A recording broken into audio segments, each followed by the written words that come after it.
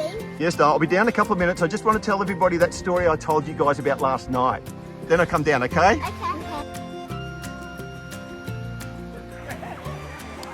A number of years back, I used to work with an international direct selling company as a director of sales development here in Australia.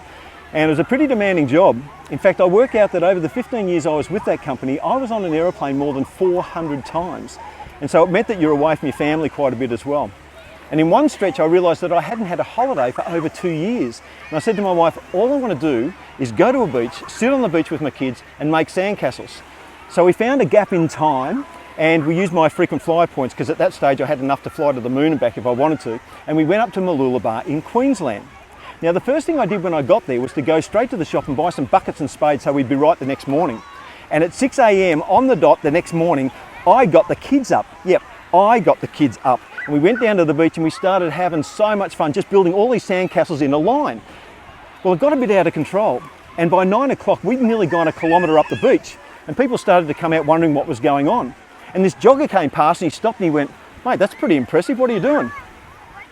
And so I said, oh, we're actually going to try and get in the Guinness Book of Records for the most sandcastles ever built in a line. He goes, mate, that's fantastic.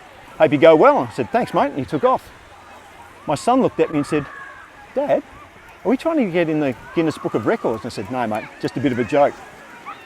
45 minutes later, Channel 7 arrived with a camera and an interviewer.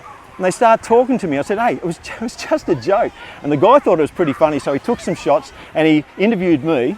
And then that night while we were sitting down having tea, we were watching the news. And this came up. What does a busy senior executive do when he goes to the beach to relax? Work just as hard, of course. And the funny thing was, the catchphrase that I've had in the office has been, I'm just going to go sit on the beach and make sandcastles, and all of a sudden it got a bit out of hand when the Mooloolaba beachgoers got a surprise to find 573 sandcastles lined up along the shore. A director with Mary Kay Cosmetics, John Ramsden, and his family are taking winding down very seriously. Early this morning they started building sandcastles and simply couldn't stop. When we left the Ramsden family, they were still heading both north and south, leaving their personal trademark. Go figure. Nodgy, come on! Okay, coming.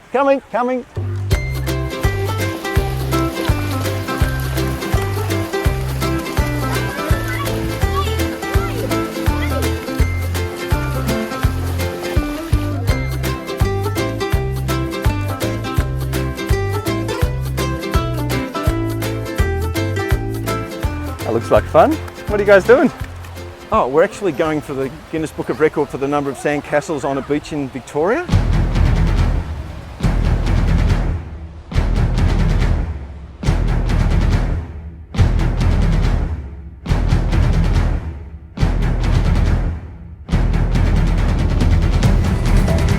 Nodgy.